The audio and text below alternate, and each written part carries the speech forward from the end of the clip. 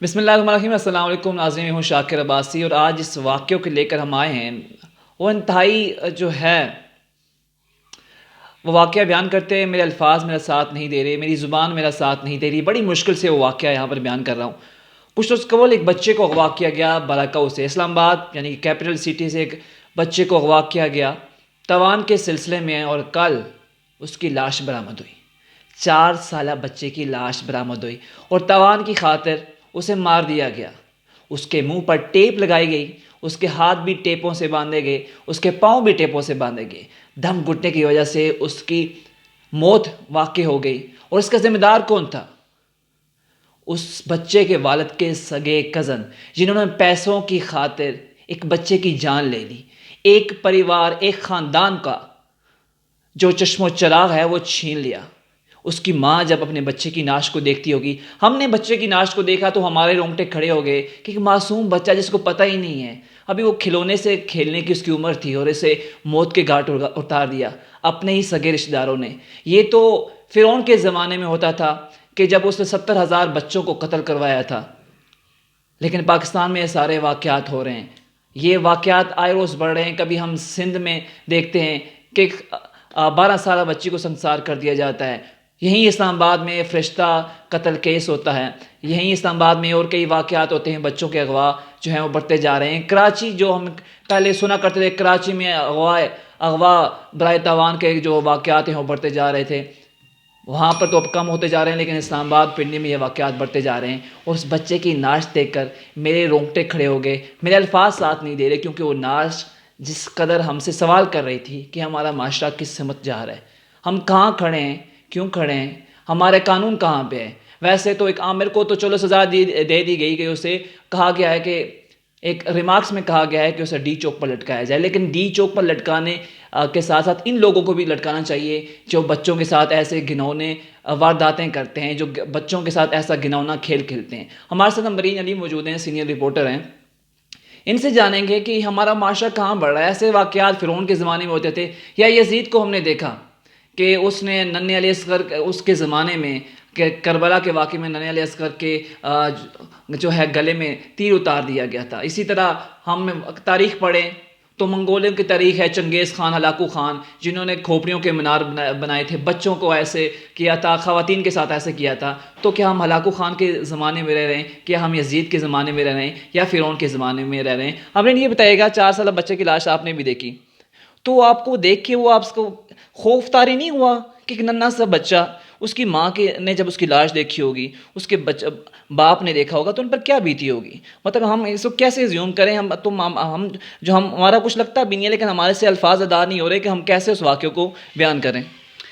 بالکل شاکر، یہ بات میں سے ایگری کروں گی۔ میرے بھی الفاظ جو ہے وہ ساتھ نہیں دے رہے۔ کل میں نے بھی بچے کی ڈیڈ باڈی دیکھی تو مجھے سمجھ میں نہیں آ رہا تھا کہ میں اس پر کومنٹ کروں۔ سوشل میڈیا پہ جو ہی یہ خبر آئی، ہمارے ساتھیوں نے یہ خبریں بھی شیئر کی، تو مجھے سمجھ نہیں آ رہی تھی کہ میں اس پہ کومنٹ کروں، میں ایک مذمت کا لفظ استعمال کروں، یا میں کیا کہوں، کیونکہ جو آپ نے بات کی کہ ہم کس دور میں رہ رہے ہیں، فرعون کے دور میں رہے ہیں، لگ تو ایسا ہی رہا ہے کہ ہم ایسا نہیں لگ رہا کہ ہم آگے بڑھ رہے ہیں، لگ رہا ہے کہ ہم کہیں پرانی صدی میں جا رہے ہیں، جہاں بچیوں کو زندہ دفن کر دیا جاتا تھا، جہاں جو چھوٹے بچے تھے ان کا کوئی پرسان حال نہیں تھا۔ اب جو دیکھ رہے ہیں ہم بچوں کی صورتحال، جو چھوٹے تقریباً 3 سالہ بچے، 4 سالہ بچے، فرشتہ قتل کیس ہمارے آنکھوں کے سامنے سے گزرا ہے کہ کتنی بے دردی سے اس کو مارا گیا۔ سندھ کا واقعہ جو بچی کا ساتھ ہوا تھا، سنسار کیا گیا تھا، بالکل آج بھی ہم دیکھ رہے ہیں سندھ میں کاروکاری کے واقعات ہیں، اور بچوں کو ایسے جو ہے وہ درگور کیا جا رہا ہے۔ اور کل کا جو واقعہ تھا، جو ہم نے دیکھا کہ ٹیپیں باندھی ہوئی ہیں ہاتھوں پہ اور منہ پہ ٹیپ لگائی ہوئی ہے، 4 سالہ بچے نے کسی کا کیا بگاڑا ہوگا؟ 4 سالہ بچے نے کسی کی کون سی پراپرٹی دینی ہوگی، یا پھر کون سا اس کا کسی سے اس نے بدلہ لینا ہوگا اپنے بھائی کا، یا جو خاندانی بدلے جو ہم لے رہے ہوتے ہیں۔ میرا نہیں خیال اس بچے کو تو ابھی سمجھ بھی نہیں ہوگی کہ مجھے مارا کیوں گیا۔ تو میں جو دیکھ رہی ہوں ہمارے معاشرے میں، مجھے تو مستقبل نظر نہیں آ رہا بچوں کا۔ آگے جوں وقت گزر رہا ہے تو بچوں کے دیکھیں اغوا کے واقعات بڑھ رہے ہیں، اور واقعات بھی کبھی بھی ایسا نہیں ہوتا کہ کوئی ان نون بندہ کبھی کسی بچے کو اغوا نہیں کرتا۔ یہ جو اغوا کے واقعات ہیں، یہ جو ریپ کے واقعات ہیں، یہ ہماری کمیونٹی میں سے ہوتے ہیں۔ جیسے کوئی جان پہچان والا ہوگا، وہ اغوا کر لے گا، تاوان کے مسائل ہوں گے، کل والے بچے جو 4 سالہ بچہ ہے، عمر نام ہے اس کا، تو ان کو بھی دیکھیں کہ اپنے سگے کزنز نے اغوا کیا اور اس کے بعد تاوان کا ان کا معاملہ تھا جس کے تحت انہوں نے اسے اغوا کیا. تو یہ کبھی بھی پرائے لوگ نہیں ہوتے ہیں، یہ اپنی ہی کمیونٹی کے لوگ ہوتے ہیں. اب یہاں پر ہم بالکل بے بس ہیں. ہم کمیونٹی کے طور پہ تو ہم بے بس ہو ہی گئے، ہم باہر بھی بے بس ہیں، ہم اندرونی طور پہ بھی بے بس ہو گئے کہ اب ہم سمجھ نہیں آ رہا کہ ہم کس پر ٹرسٹ کریں اور کس پر نہیں کریں. دیکھیں عمرین، ہم تو کوئی بات ہو تو ریاست مدینہ کی اگزامپل دیتے ہیں کہ ریاست مدینہ میں یہ تھا، لیکن ہم یہ دیکھتے ہیں کہ ہم حکمرانوں کو بھی خود چنتے ہیں. ریاست مدینہ بنانے سے پہلے ہمیں خود جو عوام چاہیے ہوگی وہ صحابہ کی طرح عوام چاہیے ہوگی. جس طرح وہ لوگ تھے، عظیم ہستیاں تھیں، ایسی عوام بھی چاہیے ہوگی. تب ہم ریاست مدینہ کا دعویٰ کر سکتے ہیں کہ ہم ان کے نقش قدم پر چلیں. حضرت عمر کا واقعہ، حضرت عمر، پھر اس کے بعد حضرت عبدالعزیز کا، چاروں جو ہمارے خلفائے راشدین گزرے، ان کے دور میں ہمیں کتنی مثالیں دیکھی آنکھیں کہ انصاف بھی ہوتا نظر آتا ہے. لیکن ریاست یہاں پہ کیا کر رہی ہے؟ ہماری ریاست بالکل بے بس نظر آتی ہے کہ اسلام آباد جیسے شہر میں یہ واقعات ہو رہے ہیں. تو ریاست کی ذمہ داری ہوتی ہے شہریوں کو جو بنیادی حقوق کی، ان کی جان و مال کا تحفظ دینا، یہ ریاست کی ذمہ داری ہوتی ہے.